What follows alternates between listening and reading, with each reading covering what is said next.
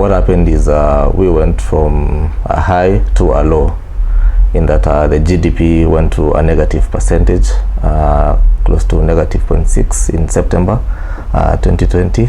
That is a year from a year back. The COVID-19 pandemic has completely changed the DNA of the fashion industry. Fashion for most individuals is a basic. However, with the current COVID-19 pandemic, the industry has been disrupted.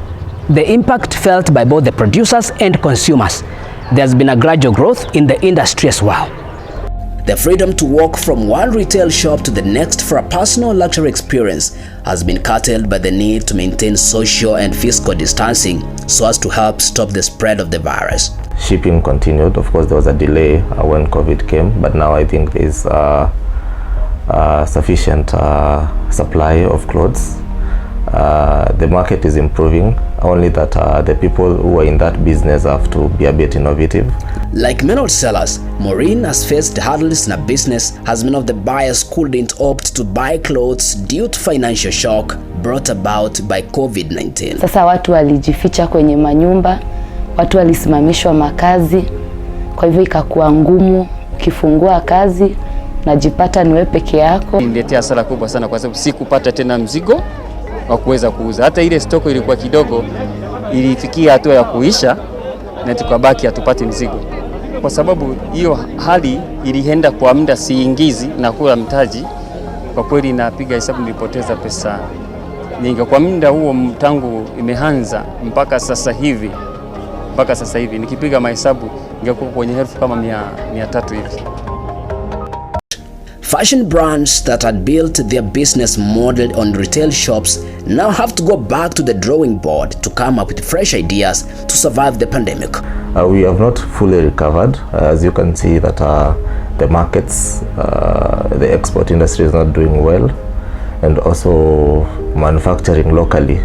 Some people had to scale down because of low demand of goods. Imekuwa mangumu, lakini sasa hata nikifunga sina mahali pa kwenda kufanya tena. Sina mahali pa kwenda kufungua ingine ama kufanya kazi ingine. Kwa hivyo najifinyilia tu hapa, nipate tu hiyo kidogo, ikipatikana ni sawa, ikikosa ni sawa.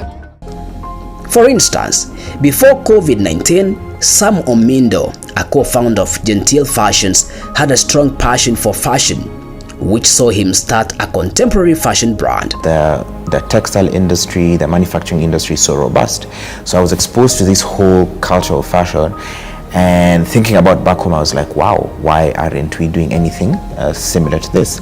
And so when I came back, it was during my second or third year in uni, and I was like, why can't I consider doing this as a, as a full-time thing? Kenya's textile and apparel sector has the potential to play a key role in anchoring the country's deeper movement into middle-income status and in serving as a source of gainful employment for its fast-growing young population. Then I did some research about, where did suits come from? Where did pants come from? Where did menswear generally start? And this research took me to 2 tailoring houses in the UK, known as Henry Poole and Gibbs and Hawkes. So these guys have been tailoring for more than 200 years. In fact, the basic structure of the suit is essentially British. So trying to understand the silhouette, trying to understand this whole, and wrapping my head around this, I got further intrigued. So I stopped thrifting and scaled down on importation of pieces that I would get from Turkey. Then I decided to focus in how can I manufacture locally, because I saw there's a need, and there are very few brands that actually you can say are Kenyan and are making stuff locally.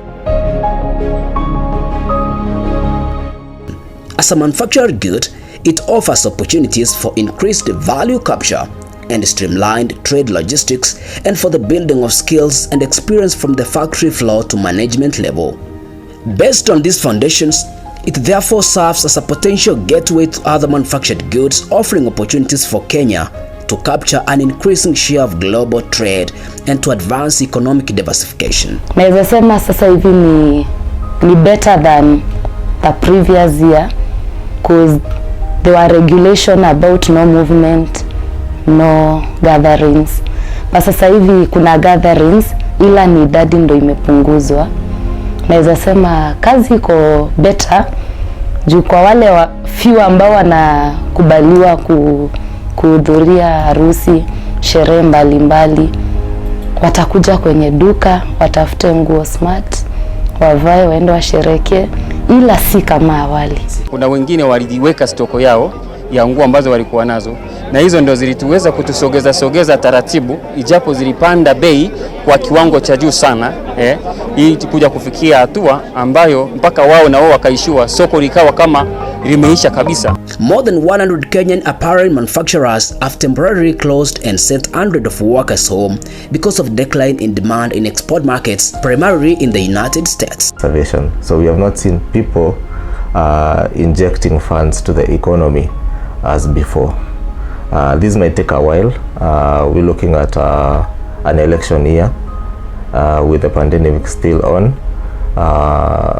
Of course, companies that retrenched have not yet fully reopened the offices. So this might drag to maybe 2023. The affected units are mostly from the export processing zones in Nairobi, Mombasa, Kisumu and Machakos. The Industrialization, Trade and Enterprise Development Ministry said. Kwa kwanza hii mambo ya KRA waondolee na sisi watatuteremshia bei. Sababu hiyo ndio imetufinyilia sana kama wafanyabiashara wa chini. Sisi watu wa mzigo moja, hiyo mambo imetufinyilia sana. The market is improving, only that the people who are in that business have to be a bit innovative. Currently the economy, it's more of a global village. People are shipping clothes from Europe, the America.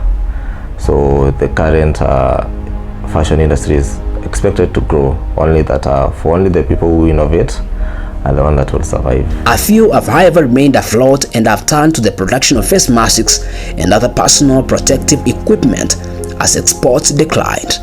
With the new containment measures that are in public, you have to be in a mask.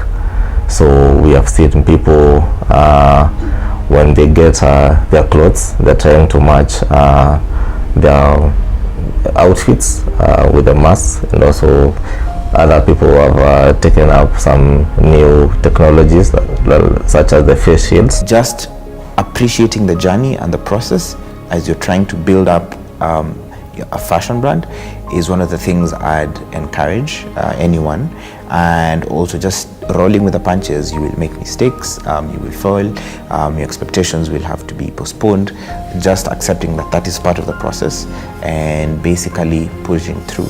The manufacturing sector, one of the big four agenda pillars and critical for the country's economic growth and development, remains among those affected by COVID-19. Mambo ikiharibika aje, bado una stick. Manake kama singekuwa passionate mimi wakati wa corona ningeacha kabisa. Lakini niliamua kung'ang'ana. Is it a Kenyan or global problem? Will the economy ever recover?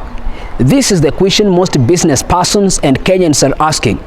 As most will say, time will tell. Andrew Kero for the Swith in Nairobi.